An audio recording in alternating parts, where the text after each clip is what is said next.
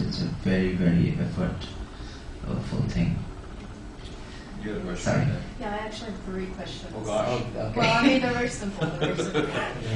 I wanted to know how many films did he create music for?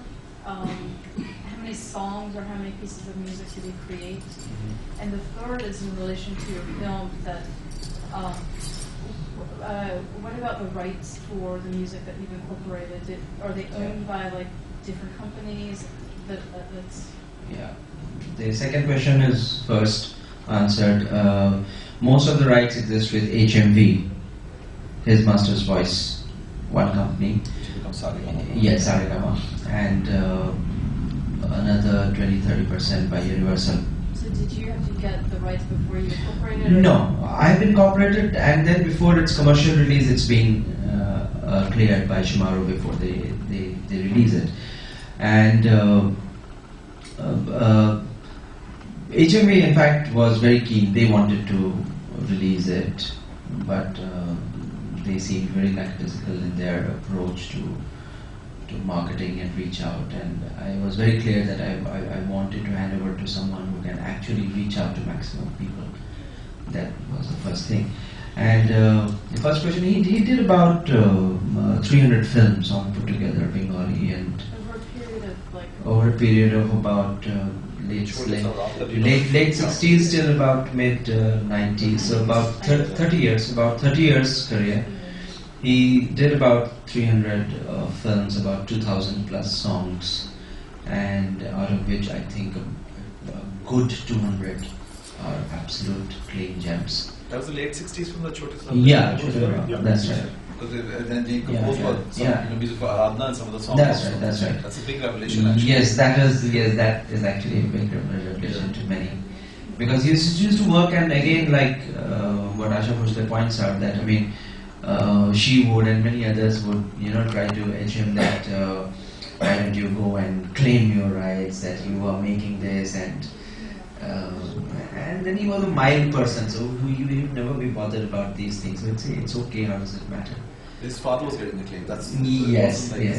Complete stranger. Correct. It wasn't like that. And he was an assistant. So an assistant, I mean, on a lot of occasions, assistants do a lot of things for which the main people get the credit. So that's not very unusual.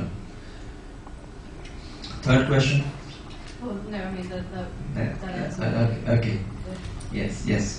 I'll take it. Yes, please. A couple of things. This is the second time I've seen this movie, and it certainly bears many viewings.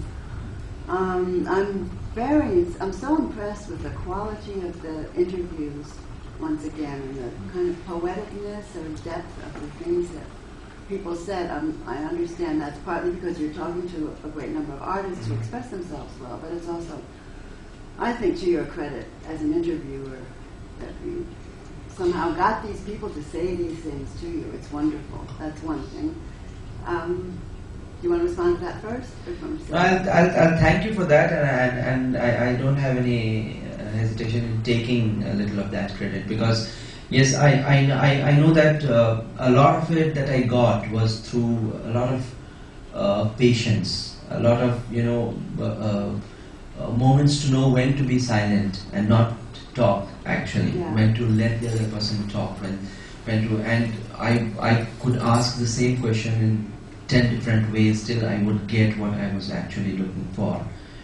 I would start with certain things in mind, and then I'd get most of them, because I knew mostly, all the stories inside out, but I still needed others to say so that I could weave it here.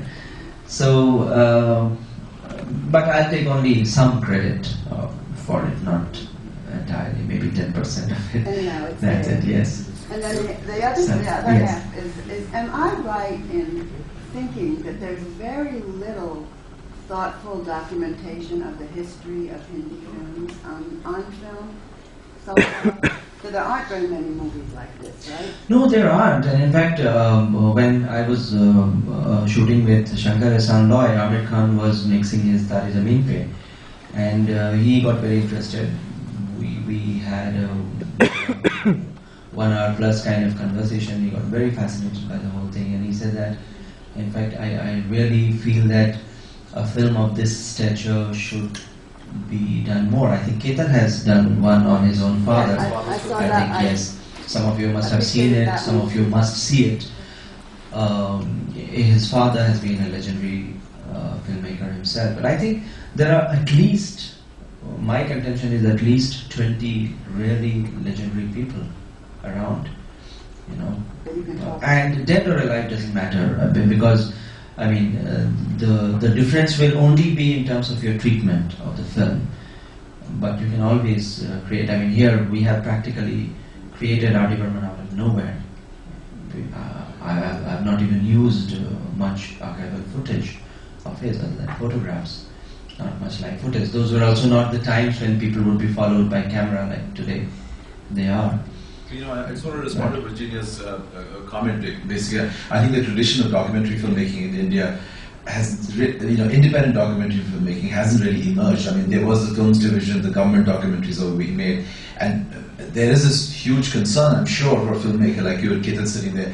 Where do these films go from there? What is the commercial, viability of films like that? And, who's the audience? I mean, all of us sitting here were like completely, entranced watching this because, we all grew up with R.D. Burman's music. But then, where do you take it? It's important, really, and that's a tough part.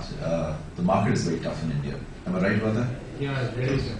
I think it's tough all around the world. Documentaries are not greatly marketable things, but it's become huge. I mean, what Michael Moore did with Yes, but for one Michael Moore, you have hundreds of others who never reach out, and they don't make worse films than Michael Moore. I mean, yes. There's a much more of a there's a talk fest, and in fact, films. No, you're right. I agree. It's much more organized here. It's in a very nascent stage. Documentaries are in a documentary marketing, as you said, is in a very nascent stage in India. And most people think that people make documentaries for the fun of it, or for their passion, and that's it. They are not entitled to make a living out of it. And I think I also feel that it'll emerge because most documentaries that I see are also not very great in quality. So then comes the question that I mean you need to actually also make some extraordinary stuff to actually market it for international appeal. It should appeal. It should hook people. So I mean, so to that extent, I also feel that films need to be made with international audience in mind, maybe.